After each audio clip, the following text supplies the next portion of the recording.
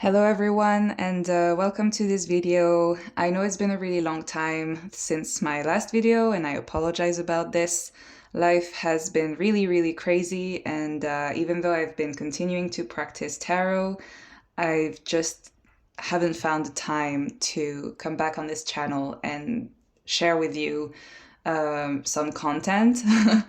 But I really thought I could not avoid, and I really wanted to do this video about wrapping up 2025 and sharing with the community here on YouTube about my favorite decks of the year, the one that I really think are clear standouts. I have three main categories for my awards of 2025. The first one is, of course, my favorite tarot of the year, and I have for each category a top three. So I have top three tarot of the year and one honorable mention. Then I have my favorite oracles of the year, and again, the top three decks and one honorable mention. And finally, I also wanted to include the category of my favorite deck pairings, where I combine my tarot and oracles together. I'm gonna start with the category which I think is the most interesting to everyone, which is the favorite tarot. Let me have a sip of water because I feel like my throat is a little bit scratchy today. I don't know if you can hear it on the camera, but so. For this category, was gonna start with the honorable mention, which is the Herbcrafter tarot.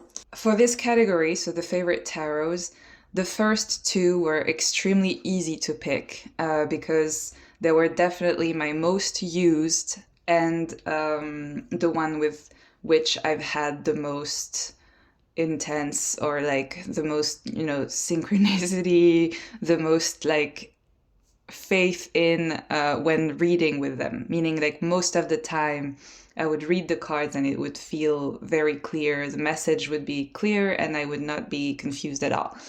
So the top two, which we're gonna get to, I'm still building a little bit of suspense, are definitely like that. They were very easy to choose.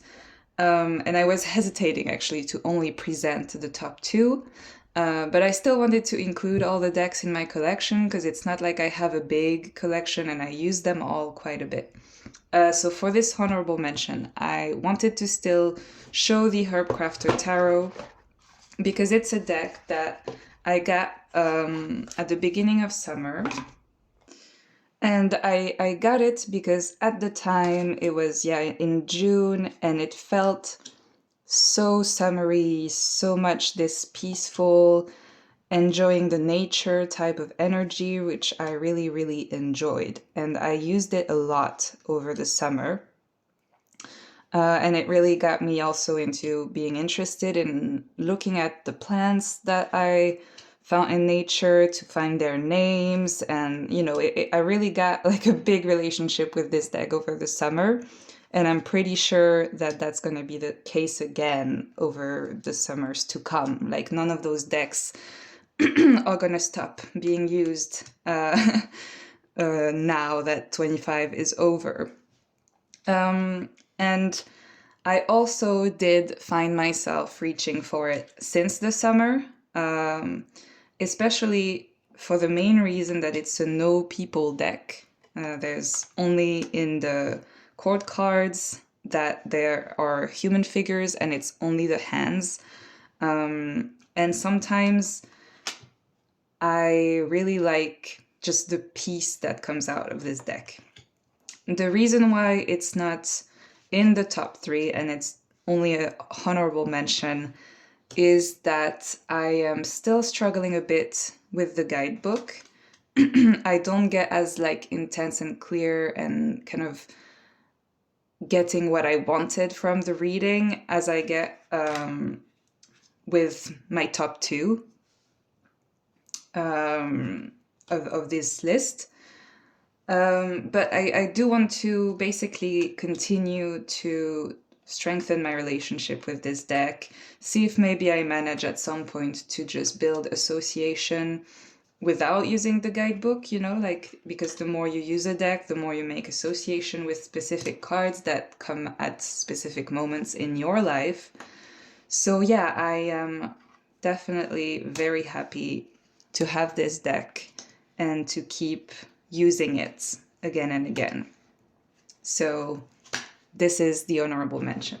Let's get into the third, like the top third, like the third place in the favorite tarot awards. So this is the Stunning Tarot. I'm gonna stop the suspense now. And it's like a little bit like the Herbcrafter. I think these two could have both been in the third category, but I chose to give a hierarchy to this list and to give, so it's the Stunning Tarot 5th edition. I chose to give this one third place and not the Herbcrafter because I have gotten more intense reading with this deck. Meaning, like for me, in my collection, this is the most intense deck. It's the deck that is going to tell you something a bit like, not daily, you know, like kind of massive life change kind of readings. And whenever I need this intensity, this is the deck I turn to. I do not have a guidebook for it, so it's all about reading the cards myself. And it's also very Marseille based, and there are association in the, especially in the minor arcana, that are complicated to wrap your head around, because especially in terms of the elements, they're all over the place, where the swords is associated with water, the wands with air. So not everything is very easy with this deck. And I think I've used it just as much, even maybe a bit less than the Herbcrafter Tarot, actually. But because of the readings, this is why this deck is third place. And I know that I will probably turn to it every time I need like an intense reading. Something like, that's the thing. The Herbcrafter that I just showed is more a daily kind of deck, a deck you can use daily. And that's probably why I've used it more often. And this one is not a daily deck. This one is, you're gonna, you know, pull some cards and you're gonna have to sit with them for quite a while. You're gonna have to think back every day of the cards you pulled and how they unfold, how they make you think. Like, kind of understanding the reading takes a little bit of time, but it's usually worth it. And I'm also excited about continuing to use this one, get association, maybe manage to understand the messages of the card a bit quicker than I am now. So number 2, my second favorite deck ever, since it's my very first full year of using tarot, is the Jupiter Power Tarot. Does that come as a surprise for those of you that have been watching my channel? Probably not, and I think you should have already guessed my top 1, to be honest. But yeah, so this deck is probably still today the deck I've used the most, because I've got it the longest. I love the edition. I've got the kind of shiny, because it's like plasticky cardstock. This is, yeah, it's beautiful production. And I cannot wait to get back to using this deck once spring is about to come, like end of February, maybe even earlier than that, because I really want to use this deck again. But yeah, this is the deck I got in February of 2025, and I've used it incessantly for many months, like maybe for 3 months in a row. And I've built many association with the cards. They are somehow really easy for me to read. I get like feelings from them, and I love this deck so much. The guidebook is also helpful, but like it has poems in them. It's another plant deck, right? So there's a kind of like the Herbcrafter, there's a plant associated with each card. And it has kind of a little fun fact about the plant in the guidebook. And kind of like a probably Rider-Waite based kind of association. And sometimes I use the guidebook, sometimes I don't. I mean, usually I always read the entry of the guidebook when I have a guidebook, but with this one, I do most of the reading before reaching the guidebook, and the guidebook is just like this minor little extra information. But yeah, I love this deck very, very much. And I've used it a lot this year. So yeah, I would say normally I would not invite people to like buy more decks, but if you are on the lookout for decks, like this is the video of the year where I'm lenient, where I'm fully on recommending, okay, this one is worth it. So if you like the aesthetic and that you're on the lookout for a deck, this one is an absolute great one, and you won't be disappointed or like, you know, regretting your choice.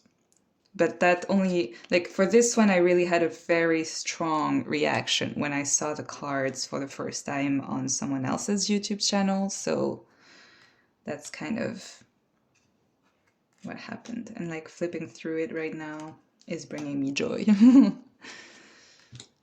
Okay, let's get into the number one, top one, first place, which is this deck, this wonderful deck that I've used so much. Maybe in the end I have used it more than the Jupiter Power Tower, even though I only got it this summer. Like to the point I had to like repair my bag. I broke the bag because of opening and closing too many times. So it's the Tiger Tarot by Laurie Field. I think she still has something like 15 decks left. So if you want one, you have to contact her quite quickly. So this is my favorite deck of the year. And it's a busy one, so be ready. Yeah. So once again, this deck, I saw the artwork and got completely obsessed with it.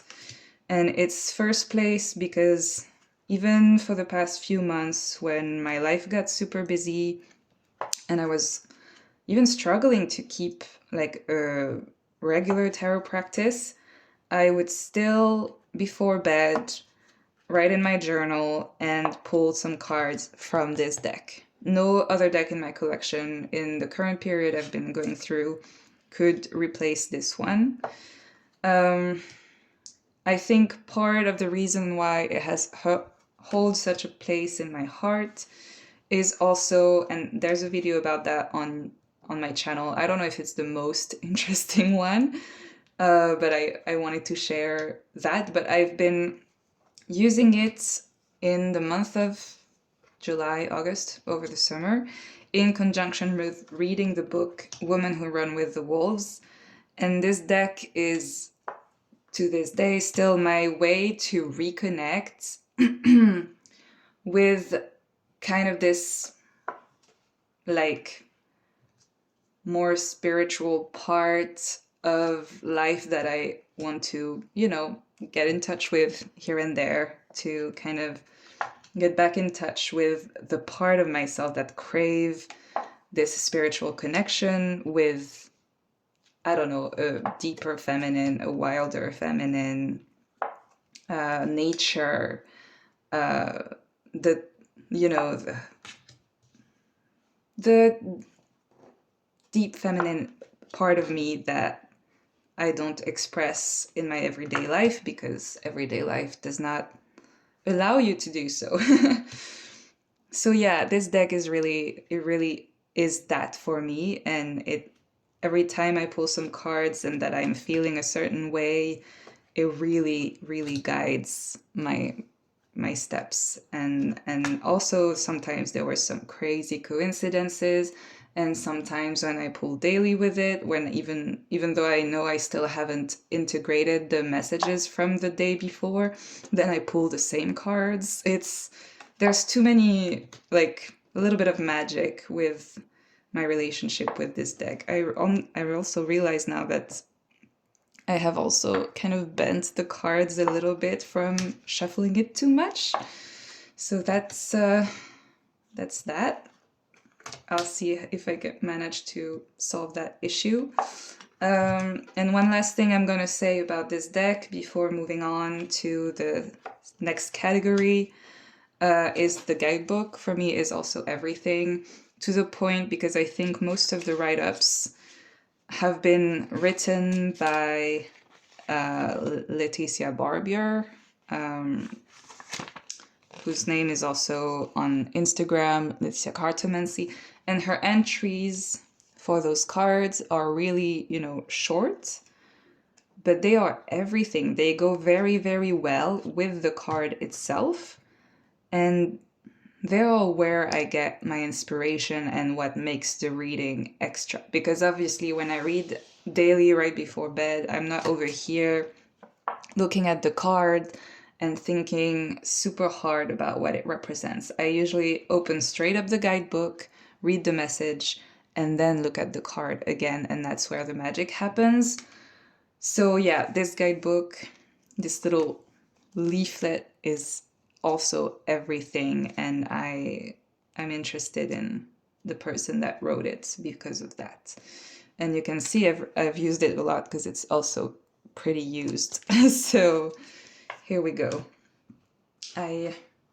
Obviously the artwork by Laurie Field is what makes this deck absolute magic as well. So just like 10 out of 10, we'll never get rid of it, ever, ever, ever. So that was the tarot decks, my top 3/4 recommendation of the year. Let's move to oracles, right? So do I have an honorable mention for the oracle category? I do, yes. So that's when I'm probably going to get into the difference between tarot and oracles. For me, tarot are really the most important part, right? There's a whole system. It's usually at the same time more like broader than an oracle, because there's so many interpretation for each card and when you associate them and da da da. But it's also narrower because there's a system involved. And so with the system and with your own personal experience, when you read for yourself, you can get quite specific with just tarot. But an oracle allows you to, it's true, get more specific and also maybe give a theme to your reading. And for me, they are more an aesthetic tool, I'll admit, or a daily thing more than a tarot is. And this one is a perfect example. So this is an honorable mention. It's a French oracle deck by Cécile Desthuilliers called Mon compagnon spirituel, my spiritual companion. And this one, I mainly use it for daily pulls. And this one is also quite specific because the guidebook is a proper book and there is a lot of information for each card. So it's actually quite deep work. And I'm saying daily pull, but for this one, it's actually more like card of the month, or I could pull a card of the year with this, because it's quite deep for each card. So you see, like, to continue my thoughts on difference between tarot and oracle, an oracle is definitely more tuned to what the author of the oracle, the artist of the oracle, want its deck to be used for, because I'm pretty sure that that's the case for Cécile with this deck, that she did 52 cards, 1 card per week. You pull 1 card per week, you think about the message of it. If you're not done with it, then you use it another week, and it's about, you know, personal development kind of thing. Tarot is different than that. But yeah, this is the honorable mention because I haven't used it in a while, actually. I'm still happy that I have it. I like the artwork, but it's not my absolute favorite. But the write-ups in the book, whenever I want to get into shadow work, this is kind of a shadowy work deck, then this is my bitch. All right. All right, let's go into my third favorite oracle, Portraits of a Woman, by Riccardo Minetti and Elisabetta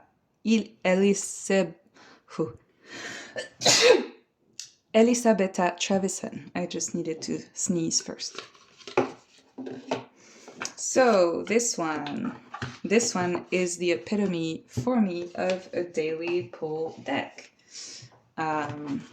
It has kind of a feeling or value or quality on each card.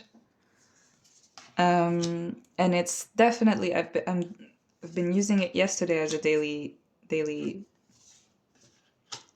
pull deck, where you just get like a quick little message every morning with a beautiful card to go with it, and you can have a little meditation, 5-minute meditation, reflecting about the message on the card and how you could manifest this emotion or feeling or quality for the rest of your day. So yeah, I really like this deck for this. Of course, the problem is, I mean, I don't know if it's a problem, but I would say there's only, I don't know, 46 cards in this deck. 45, the I Am True card was the very last one. 45 cards, so after, you know, a month of using the deck, especially because you get repeats, you might get tired of using it, even though it is beautiful and I was obsessed with it, I think, for more than a month. And, you know, now I haven't used it in a while and I'm back on using it, so that's the advantage. It's just the newness factor of a deck come and goes, because you just put one aside for a bit and then it will rise your interest again in a couple months. But yeah, this one definitely shows how I use Oracle when I use them alone, and it's to pull 1 card, a quick thing that you can read, go back to during your day or your week, if talking about the previous one I just showed. But this one has the advantage also of being absolutely beautiful. All right, now on to my top 2 Oracle decks. In the category of Oracle, I would say it was very easy to choose my very first one, and then I actually hesitated putting Portraits of a Woman equal to my second favorite. So this one and Soul's Journey, which is my ranked second, are kind of close to each other. So if you prefer the aesthetic of Portraits of a Woman, then I recommend this one. I forgot quickly to say that the write-ups in Portraits of a Woman are amazing as well. This is an amazing guidebook. Of course, it's one of those Los Carabro in several languages. I use the English one and they are great. Really, really, really great, especially for meditation again. So, Soul's Journey. Soul's Journey made it to top 2 because I've used it more. Quite a very simple explanation, and I've used it more because I've had it for longer.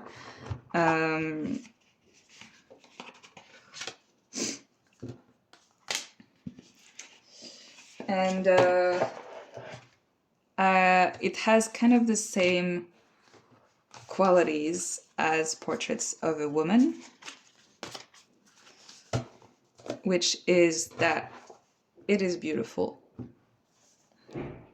Different artwork, but also really, really beautiful. And the write-ups in the book are also great. They are also more meditation forward, I would say. Both those decks are really similar in their aim, made by the author. And so, yeah, I've got it, like, I think even in December of 2024. So I had it for the whole year.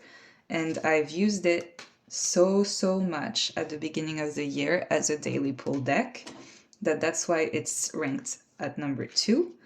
It's also ranked at number 2 because this one, unlike Portraits of a Woman, I am also excited to use it as a deck pairing. I haven't gotten around to doing it yet, like for the end of the year, and that's why this is not ranked in my favorite deck pairing category, but I'm excited to pair it in February with Jupiter Power Tarot.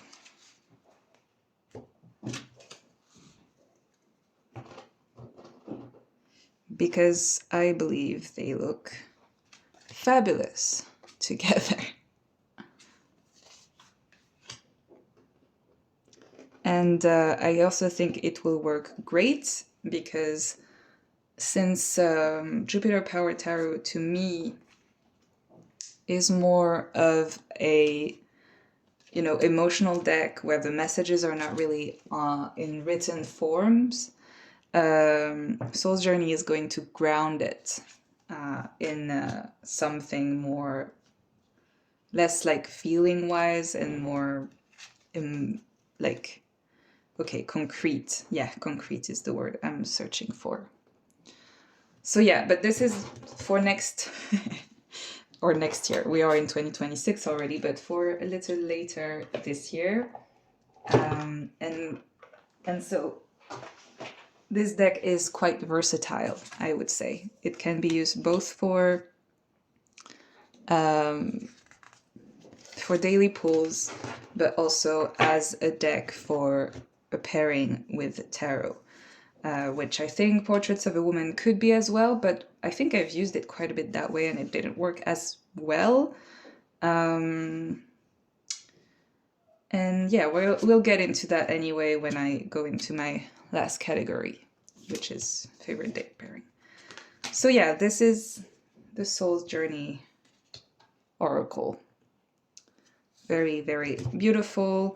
I don't necessarily use the little sentence here. I don't like anything that's too cheesy, and it's very cheesy on the cards, but the guidebook is much better. So don't worry about that. It does get a little deeper as well. Okay, let's go into very favorite #1 top recommendation from 2025 on the category of Oracle decks. And it is Wild Chorus. This deck. I love it. I love it. I love it. I love it. I'm so excited about it. Always. So, Wild Chorus I got in February at the same time as Jupiter Power Tarot. And of course, what pulled me in is the artwork. It's also, I feel, I don't know if it's really the truth. Wait, I'm not doing this the way I want to. Yeah, so I feel like also for me, it's more difficult to find decks that work in the dark part of the year, because I don't necessarily want like a Halloween deck or a Christmas deck. I want more like a deck that reflects what nature feels like in this season, and it's weirdly difficult to find, but this deck to me does it. I mean, not all the cards are wintry, but it's still, the color palette used kind of feels like that, and the artwork is so beautiful. It's my favorite oracle because it works so well as a daily pull, a weekly pull, a monthly pull. The guidebook is absolutely great. It's phenomenal. And you've got like an image of the card in the guidebook in a big format that's like really good quality. I love the smell of it. That's kind of a weird thing to say, but it's the truth. Yeah, everything about this deck is great, and it works absolutely beautiful as well as a deck pairing. Of course, maybe deck pairings, I think, are more about the aesthetic as well, and that's how you choose your favorite deck pairing. That's why you probably combine oracles and tarot, because aesthetically they bond and react to each other, and it adds to the magic of the tarot practice. And this deck will also feature in one of the deck pairings I'm going to share in this video. So yeah, honestly, this is another 10 out of 10 decks. I never get really bored of using this deck. Kind of like the Tiger Tarot. If I'm turning to Oracle, this is the first one that comes to my mind. So yeah, not much more to say than that.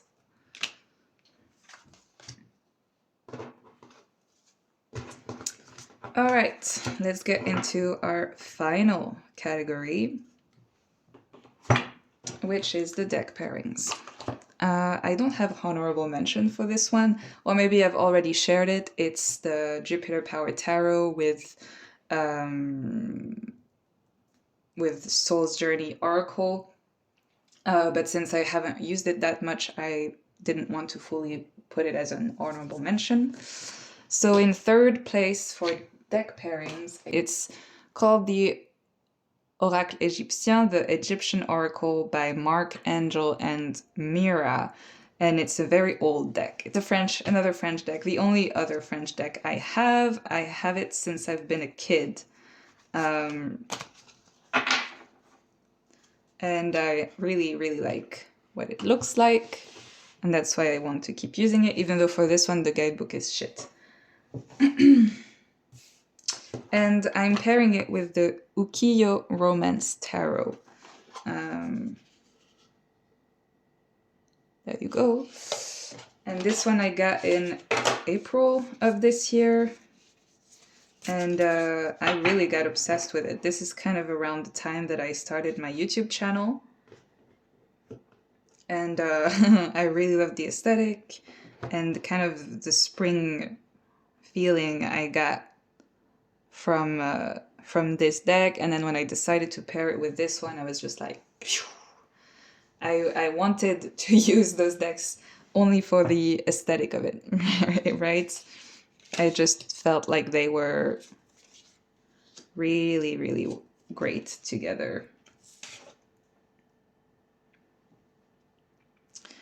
And so, yeah, thinking about how I use those decks in practice, this is more daily pulls. This tarot deck has this obviously like Japanese art theme, but it's very close to the traditional Rider-Waite-Smith, which I've, learned with.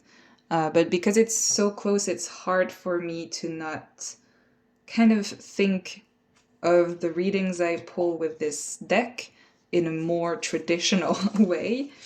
And not that there's anything wrong with that, but that makes the reading more general as well, and not so targeted to my specific kind of situation, and kind of more spiritual or more poetic as I get with the top three favorite tarot decks that I shared. So yeah, this is kind of a daily pull, but a different daily pull kind of thing still than if I was just pulling one card from an oracle, because this is 3 cards. There's definitely more information, and I can still reflect a lot more about whether the meaning of this reading evolves with time if I don't pull it like over the day or over several days, because it's still rare in my practice that I pull a 3 card spread every single day, I'll admit. But yeah, so this definitely is my favorite spring deck pairing. But yeah, I'll repeat myself one more time, but I really think that deck pairings for me, or more the fun part of the tarot practice, you don't need it. Honestly, of those 3 categories, what you need the most if you are starting or if you're just trying to get back to a practice is a tarot deck. That's my number one go-to. An oracle, you're more into personal development and wanting something a bit more like, yeah, easy, let's say. And then this is just, you know, for the bunch of us that are obsessed and that just like to the art of it, the art form of the tarot practice, and collecting and supporting artists and these kinds of things. So let's get into the number 2. So top 2, or second place. Second place is where Wild Chorus Oracle comes again. And so I paired it with Hush Tarot, which you might have heard a lot about on the YouTube channel, especially when autumn was a thing, because now it's fully winter. And yeah, these decks together, they are so beautiful. And yeah, this one is not like a daily pull for me. This is not a pairing I use for daily pull. It's a pairing I use kind of for love readings, if I'm being honest. But love readings when not everything is doing well in my love life. Well, this is how it feels, because I've been mainly using it in moments of things not going well, and it's been useful for that. I think I've also branched out. So yeah, it's outside of my love life. It's a deck I'm using when I need quietness, definitely. And usually I need quietness when my mind is too busy. So when I'm ruminating and overthinking and, you know, not doing the best mentally. So that's definitely a bit more loaded and charged type of pairing than the one I just showed. And that's why this is number 2. And no matter the season, Ukiyo and the Egyptian oracle would not like go above this, because I've used this pairing even though it's very vibey with autumn and winter season to me. I also used it in June, in the summer, because of how I was feeling and needing these kind of energy at that time. So yeah, and for me, these decks go so well together. I'm not gonna really probably ever break that pairing.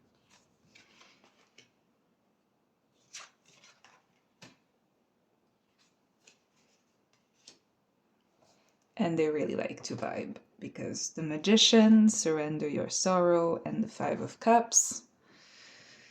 Yep, we get the magic.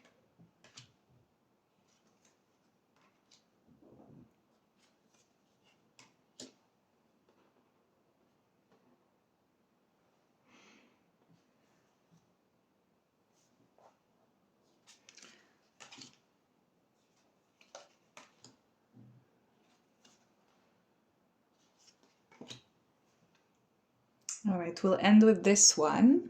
So let's move on to my very favorite deck pairing and the last decks that I'm going to show in this video, and the very last decks in my collection. We have now seen every single deck that I own, and the urge to get a new one has not showed up in quite a while. I thought it might with, you know, the Christmas season where gifting and getting things is kind of allowed. But it has not, because I realized that I'm so happy with my current collection. I have all my needs covered. I'm in the process of edging the Hush Tarot, and I should get back to it. Like, this is not good. So, my favorite deck pairing is the Oak, Ash and Embers Tarot with the Divine Nature Oracle. Probably not coming as a surprise either for those of you that have been watching my channel, and I actually apologize, or I don't know if I should apologize, but there is definitely nothing new in this video. It's more just like telling you after a year about which one have risen to the top. But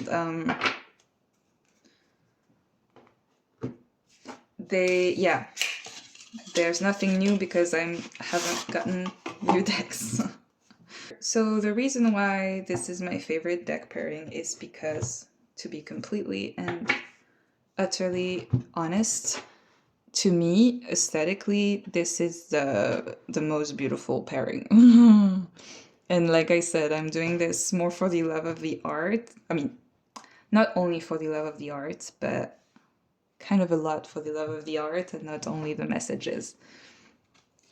So I just, well, first of all, the quality of the Smoke, Ash and Embers Tarot is incredible. So it makes you want to use that deck. But then, similar to the Ukiyo, it's quite very close to the Rider-Waite Smith. So I'm encountering the same problem of sometimes struggling to go really deep. And I think the Divine Nature Oracle, it's also kind of more targeted towards aesthetics. I don't know why. It's like a pretty deck to me. Let's go back to why this is my favorite deck pairing. So the aesthetics, but also this is my pairing to still also kind of like the Tiger Tarot actually, like reclaim my power, think about confidence. It's when I want dragon energy, like those two decks have quite a bit of dragon energy to me. I mean, obviously this one is obvious, but the Divine Nature as well. And so, look at this. Fire and water combining beautifully. And now I've lost my train of thoughts again because of the beauty of those two decks. Like, that's what I mean. I'm just in awe when I use those two decks together. But yeah, so they are also decks that I'm using when I'm with self-doubt and wanting a message to stop having doubts and gain back my confidence. And also, yeah, they're just so beautiful that they are in my mind as something to use. I'll admit, not right now. I still put it as first, but right now I'm more vibing actually with the decks that I haven't used in a while, so the Herbcrafter and Portraits of a Woman, because, you know, it's all a cycle, and I've used those a lot during the autumn season. And that's the thing, it works, I would say those two decks works all year round. Maybe in winter I would get a bit tired, as it's happening now, and it's, you know, it's dragon, so when there's a ton of snow outside, like right now. I'm not really feeling the dragon energy. But I'm just rambling right now while showing you more of what they look like together. So one thing I will say though, I love them together. I could still see myself compared to the two previous deck pairings I've shown. I could still see myself breaking them and using Smoke, Ash and Embers on its own and Divine Nature as a daily pull thing. But right now I'm just too happy to continue using them together and seeing what they do together to really separate them. But I could see that happening, you know, after years of practice and after years of using them together to just know how it feels. Especially Divine Nature, because I have already used quite a bit also Smoke, Ash and Embers on its own, but Divine Nature, I haven't used it as a daily pull. So I could see that happening whenever I'm tired of my other daily pull oracles. And yeah, I think I'll just end with this. So yeah, I hope I'll manage to edit down this video to maybe only 40 minutes. I've rambled so much that I hope that's possible. I hope you enjoyed. I hope that you're, you know, doing well. And I will try to do other videos whenever I want to share something on this platform. Yeah, have a good rest of your day. Bye!